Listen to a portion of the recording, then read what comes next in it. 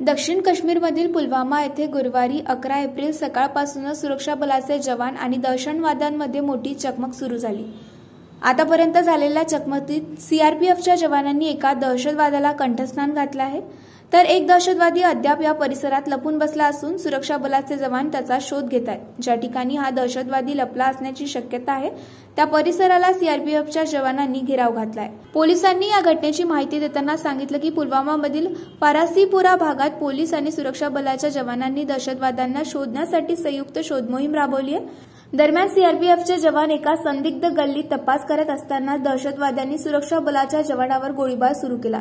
त्यानंतर सुरक्षा बल आणि पोलिसांनी देखील प्रतिहल्ला चढवला। या चकमकीत एक दहशतवादी ठार झाला आहे।